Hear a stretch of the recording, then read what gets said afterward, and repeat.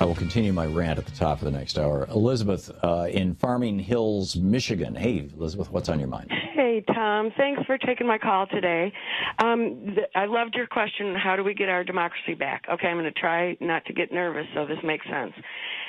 I think that the 24/7 corporate commerce control that's been taken of not only our democracy but of the world, I think we simply need to just crank that back until the 70s. I mean, I'm 60 years old. And by the way, hello to Carl, the 60-year-old union guy. Hang in there. Everything will be fine. We just need to crank back the 24/7 power-up that we're doing. We go back to the 8 hours of work, 8 hours of sleep, 8 hours of recreation. Businesses go back to Monday through Friday, 8 to 5. Retail the same, but Fridays and Saturdays they can stay open till 9. Nothing's open till Sunday. The internet profits worldwide become nationalized to the countries, and if businesses want to buy ads on the internet, then the government gets those fees. In this way, we're going to capture back 2/3 of the power usage that we're using right now in this 24/7 economy. And we'll be able to dial back quite a bit of the load that continues to go in to the warming, the planetary warming, which is affecting the climate change. Yeah. What do you think? I think you've got some great ideas, Elizabeth, and some great solutions. And this is the thing. This, what is so encourages me right now is that people are waking up. People.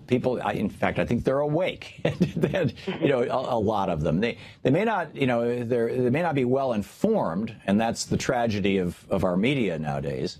But they're awake, and our job is to inform them. And yes, and I'm sorry, but I just want to get this in before you go on to the next person.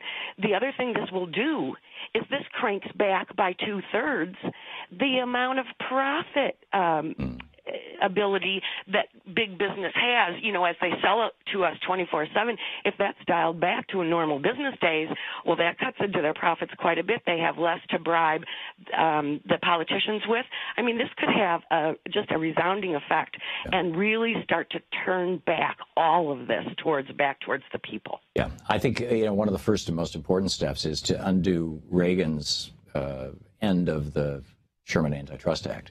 And go back and say, it's like right now we're saying, a monopoly is not a monopoly if there's three companies that control an industry or two companies that control an industry.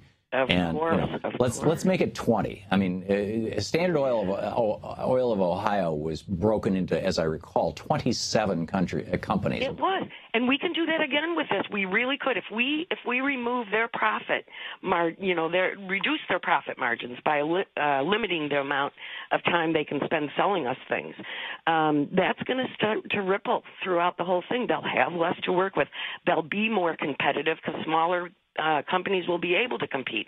This could make a big difference. And we just have to look ourselves in the mirror and say, we are our government, and we're going to put a stop to this. And then we have to do it. Right. And these are issues, some of these issues, like, for example, taking Sundays off.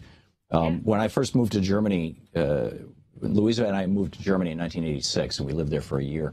And they were just beginning to make the transition. That year, at that point in time, it was against the law. And I don't know if this was a federal law or if this was just the state that we lived in. We were in the up near north of Nuremberg, in a fairly conservative part of the country. But the only stores that were allowed to be open on Sunday were gas stations. And so the gas stations all were like little, 7-Elevens. So if you needed milk or you wanted to buy a 6-pack of beer or something, you could go to the gas station and get it. But that was it.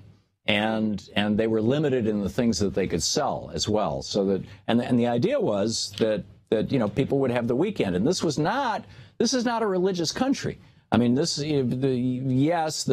everybody pays a small tax to support the local churches, but the churches are there mostly for weddings. I mean, most people in Germany don't go to church.